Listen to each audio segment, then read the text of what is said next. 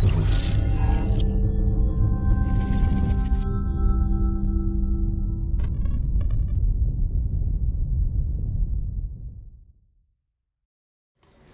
everybody, Glenn here with another video of Deviation Sports Cards. Today I've got a little bit of a unique video for you guys. So what I did was when CSG revealed their new grading scale, a lot of people, were sending in their 9.5s to get them upgraded to 10s and yada yada blah blah. Well, anybody that's watched my videos knows that I did a pretty detailed analysis of what changed from the old scale to the new scale. And one category that changed significantly was the centering category.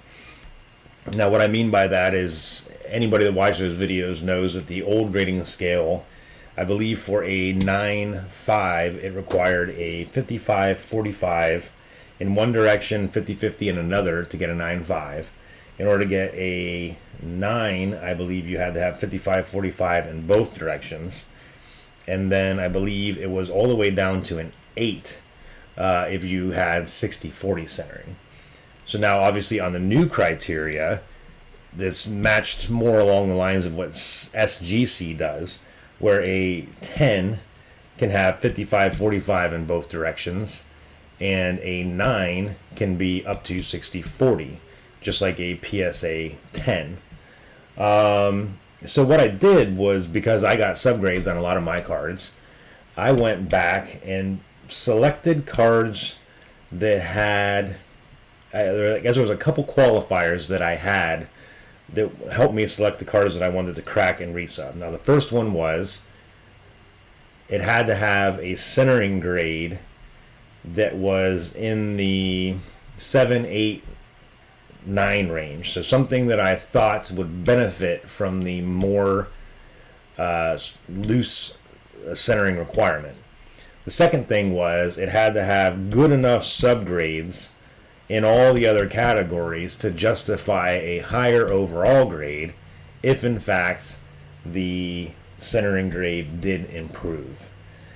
So my hope was that by doing this I would end up getting higher grades on the resubs than I got on the original subs. So we're going to go through, I have 7 cards, and let's see what happens. So the first card I've got here is a 1961. Let me get my focus set up here. A 1961 Ernie Davis new card, near mint plus, 8.5. Now when I submitted this the first time, it got a near mint plus 8.5. Now the reason I submitted this is because I was hoping that if I got a better grade on the centering, it would average these out. Even if I got the 8.5 on surface, I could get this up to a 9. Unfortunately, in this case, that did not work. I got the same exact grade I got the first time. So that's 0 for 1 as far as getting a better grade on the resub. The second card I submitted was a 1957 Topps Lou Groza. Got a near mint plus 8.5 on the resub. The original submission got a near mint 8. So again, in this case, I had the 8.5 on the edges and surface, 8 on corners and 8 on centering. I was assuming that I would get at least an 8.5 or 9 under the new centering criteria, which would bring it up to an 8.5 average, and it did in fact do that.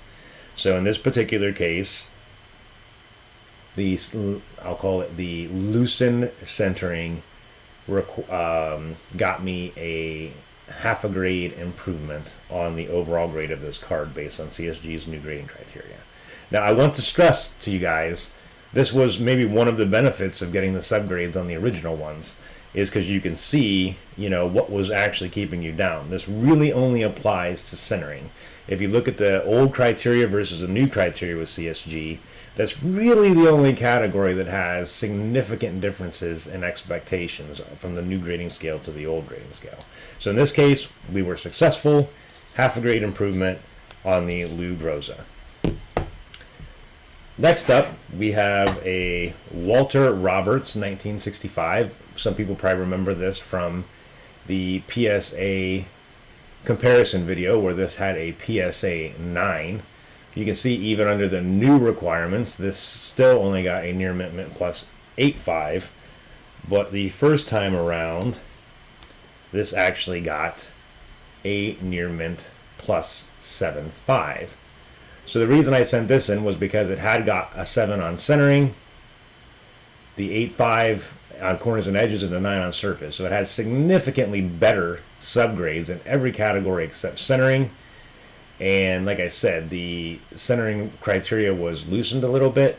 So I sent this one in, and sure enough, the relaxation in the centering grading got this all the way up to a 9.5. So I ended up with a full grade gain in this particular case based off the loosened centering criteria on the new scale. So definitely worth it on that one. Rodgers rookie, 1965. Next one up is a 2005 Aaron Rodgers 58 Topps Heritage rookie card. Got a mint plus 9.5. My original submission for this one, I got an 8.5 on centering, a 9.5 on corners, 9 on edges, and 9.5 on surface.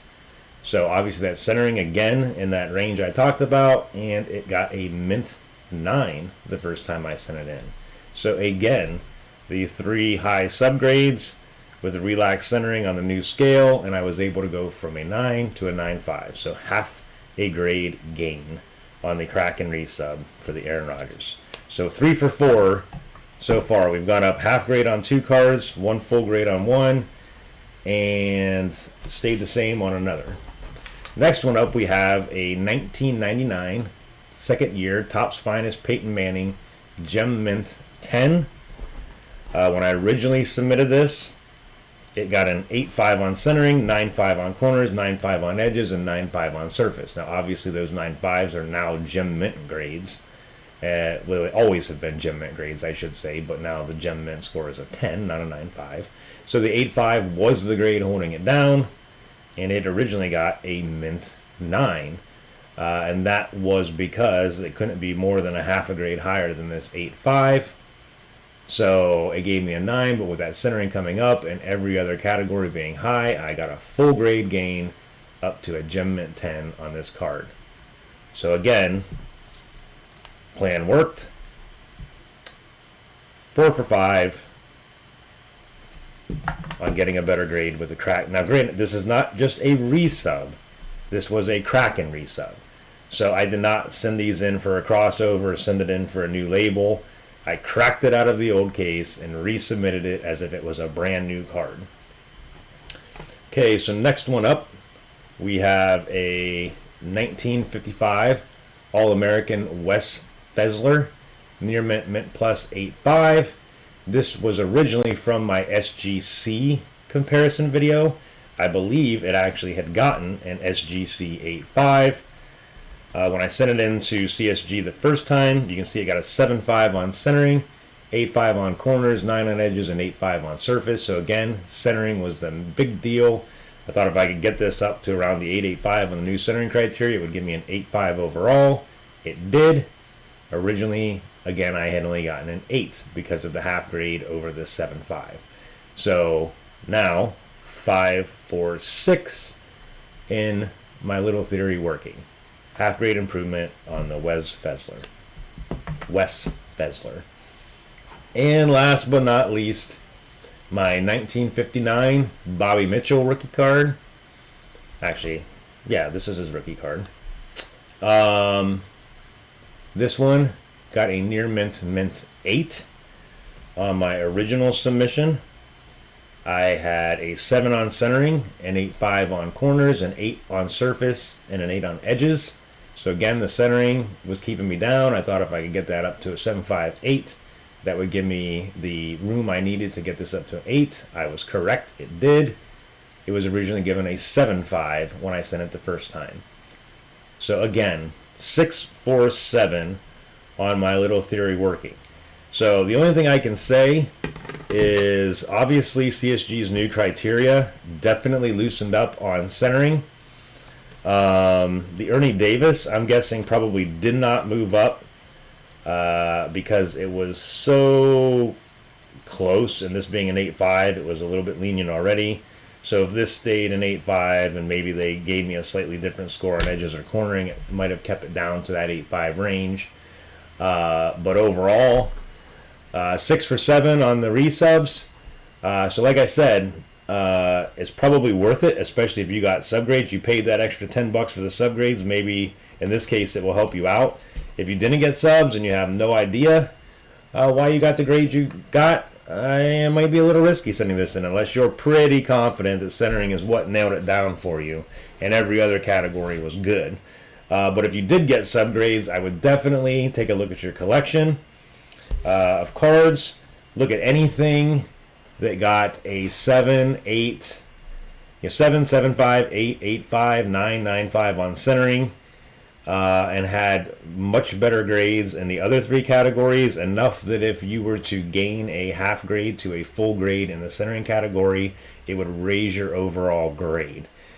Based on this little study, 6 for 7, I cracked and resubbed, and 6 out of 7, I got at least a half a grade better under CSG's new criteria, which again, like I said, all along, centering is the key to CSG. A lot of people say it's surface. Obviously, surface is important. But I've never really had too much of an issue with getting bad surface grades. It's always been the centering. The centering, if you took the time and you read the criteria on the old CSG scale, you could tell that's what was driving it to a harder place than what PSA was, or even SGC or BGS. Now that they went to this new scoring system, which, a lot of people complain, oh, they went to it, I can't trust them anymore, blah, blah, blah. Well, the reason they went to it is because you asked for it. You wanted them to be looser, so they got looser. Now, luckily, from my perspective, I agree. They didn't go as loose as PSA. They kind of modeled the SGC scale, which is still relatively strict on centering. It still requires that 55-45 to get a Gem Mint 10, not a 60-40 like PSA does. So, but anyways, the point is, if you got some cards, you paid for the subgrades, maybe this is a way for you to try to get your money out of paying for those subgrades. Take a look at it. And like I said, don't resub. Don't try to do a crossover or reslab and expect them to regrade and give you a new one. You need to crack it out completely, send it in as a new card. And based off of my little experiment here, I'd say you got a fairly decent chance of bumping your grade up a little bit, which might help. Obviously, you're going to have to pay the extra money to get it graded again. If you do it like I did, I ended up submitting all of these in a bulk, so I paid the $12 extra. But I got a half grade to a full grade improvement on 6 out of my 7 cards, which, as far as I'm concerned, was worth it. So, like I said, I just wanted to share this with you guys. I hope you find it interesting. I definitely do. And hopefully, if you've got some cards that you think you can upgrade by taking advantage of the new centering requirements on CSG's scale, this will give you the confidence to give it a rip. So thanks for watching, guys. I hope you enjoyed. If you like the content, please make sure you give me a subscribe. Trying to get those subscribers up. I'm up to, I think, 200 now. So 250 is obviously my next goal. I tried to do a little giveaway, and that generated about nothing. So if you give me a shout out, I'd appreciate it. So thanks for watching, guys, and I will talk to you next time. See ya.